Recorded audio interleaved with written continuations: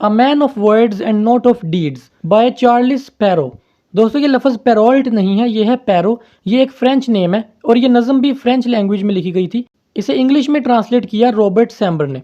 दोस्तों आपको इसके टाइटल से ही पता चल जाएगा, यानी ऐसा आदमी जो सिर्फ बातें करता है और लोगों को बस बातें बताता है, अच्छी बातें कि ये करो वो करो, लेकिन खुद कुछ नहीं करता, खुद सिर्फ बातें करता है और प्रैक्टिकली वो कुछ नहीं करता। तो राइटर यहाँ पे बताएगा कि उस आदमी का अंजाम क्या होता है। तो चलें इसे शुरू करते हैं। A man of words and not of deeds is like a garden full of weeds। शायर कहता है कि ऐसा आदमी जो सिर्फ बातें ही करता रहता है और खुद वो प्रैक्टिकली कोई काम नहीं करता, वो बिल्कुल इसी तरह जिस तरह एक गार्डन होता है वीड से भरा हुआ। दोस्तों वीड ऐसे पौधों को कहते हैं जो अनवांटेड होते हैं, जिनकी कोई ज़रूरत गार्डन में नहीं होती। और जब इस तरह के पौधे गार्डन में उगते हैं तो एक तो जगह उसकी घेरते हैं गार्डन की, ऊपर से जो दूसरे पौधे होते हैं जो यूज़फुल होते हैं उनको भी वो ख़राब करते हैं। तो वीड्स जब भी उगते हैं तो माली फ़ौरन इन वीड्स को काट देता है ताकि गार्डन ख़राब ना हो। लेकिन शायर यहाँ पे कह रहा है कि ऐसा आदमी जो सिर्फ बातें करता है और काम नहीं करता, वो उस गार्डन की तरह है जिसमें वीड्स ही वीड्स भरे हुए हैं। And when the weeds begin to grow it's like a garden full of snow.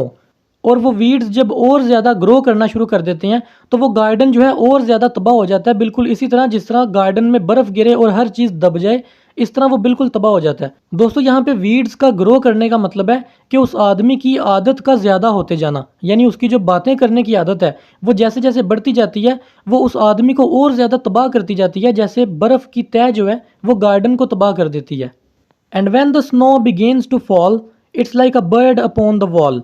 और जब बर्फ़ और ज़्यादा गिरना शुरू होती है तो उस आदमी की हालत ऐसी हो जाती है जैसे एक परिंदा दीवार पे बैठा होता है भूखा प्यासा। दोस्तों यहाँ पे राइटर बता रहा है कि वो आदमी जो सिर्फ बातें करता है और जब उसकी ये बातें करने की आदत बढ़ती रहती है तो कैसे वो आदमी जो है वो डाउनफॉल का शिकार हो जाता है, वो कैसे Aahista Aahista step by step नीचे गिरना शुरू कर देता है। तो वो यहाँ पे यही बात कर रहा है कि उस आदमी की हालत ऐसे हो जाती है जैसे एक भूखा प्यासा परिंदा दीवार पे बैठा हो, क्योंकि गार्डन जो है वो सारा का सारा बर्फ से ढक चुका है, उसके खाने के लिए कोई भी चीज़ अब नहीं है। And when the bird away does fly it's like an eagle in the sky. और फिर वो परिंदा जो भूखा प्यासा दीवार पे बैठा था, जब वो आखिरकार खाने की तलाश में उड़ना शुरू होता है तो वो ऐसे है जैसे ईगल हवा में उड़ता है। दोस्तों जो ईगल होता है ना, वो यहाँ ज़मीन से वो खाना नहीं लेता बल्कि वो उड़ते हुए परिंदों का शिकार करता है और उन्हें खाता है। तो ये जो परिंदा है जो दीवार पे बैठा है भूखा प्यासा, अब इसे पता है कि ज़मीन पे खाने को कुछ नहीं मिलेगा, इसलिए वो हवा में उड़ता है ताकि दूसरे परिंदों को वो शिकार कर सके और उनको खा सके। और लेकिन हवा में भी उसे कुछ नहीं मिलता। And when the sky begins to roar it's like a lion at the door. और जब वो परिंदा हवा में उड़ रहा होता है तो बादल ज़ोर से गरजता है। दोस्तों बादल गरजने का मतलब है यहाँ पे बारिश हो रही है या बर्फ़ पड़ रही है, और ऐसे मौसम में तो दूसरे परिंदे उड़ते ही नहीं हवा में। तो ये जो परिंदा जो भूखा प्यासा पहले दीवार पे बैठा था और फिर ये अचानक से उड़ना शुरू हो गया ताकि हवा में किसी दूसरे परिंदे को ढूंढे, उसको खाए, शिकार करे उसका, तो इसे हवा में भी कोई परिंदा नज़र नहीं आता। दोस्तों ये सारी हालत उस आदमी की बताई जा रही है जो सिर्फ बातें करता है और काम नहीं करता, कि वो Aahista Aahista step by step इस तरह वो डाउनफॉल का शिकार होता है। यहाँ पे लाइन एट द डोर का मतलब है कि जान मुश्किल में आ जाना, यानी ज़िंदगी मुश्किल हो जाना। जिस तरह लाइन होता है ना, एक शेर दरवाजे के पास बैठा हो कि जैसे ही आप बाहर निकलें तो शेर आपको खा ले, यानी आपकी जान जो है वो मुश्किल में है। इसी तरह इस परिंदे की भी जान मुश्किल में है, क्योंकि इसे ज़मीन पर भी कुछ खाने को नहीं मिला, हर चीज़ बर्फ़ से ढकी हुई थी। और जब ये हवा में उड़ा तो वहाँ भी बादल गरज रहे थे, कोई परिंदा इसे नज़र नहीं आया। And when the door begins to crack it's like a stick across your back.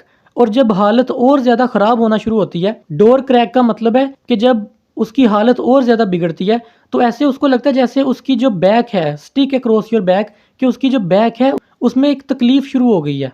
And when your back begins to smart it's like a penknife in your heart.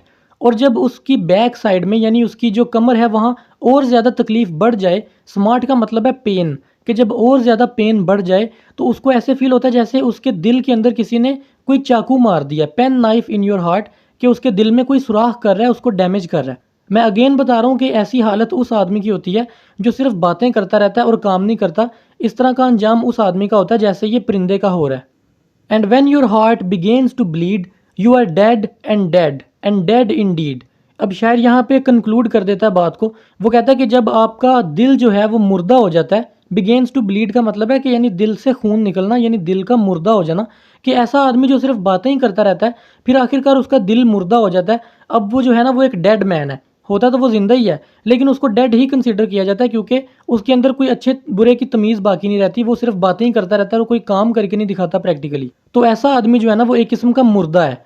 तो आपको इन सब तरह के आदमियों से बचना चाहिए जो सिर्फ बातें करें, यानी अच्छी-अच्छी बातें आपको बताएँ कि ये करना अच्छी बात है, वो करना अच्छी बात है, लेकिन खुद उनमें से कोई भी काम ना करें। तो ये थी नज़म a man of words and not of deeds. अब इसकी एक्सरसाइज करते हैं। मैं सॉल्व्ड क्वेश्चन आपको स्क्रीन पे दिखाऊंगा, आप उन्हें रोक कर या स्क्रीनशॉट लेके आराम से पढ़ लें। तो चलें शुरू करते हैं।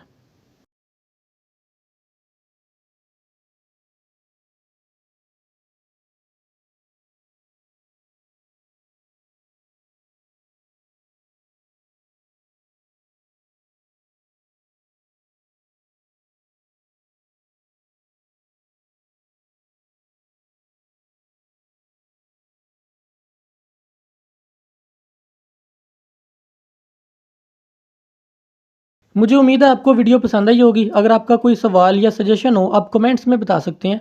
तो मिलते हैं अगली वीडियो में।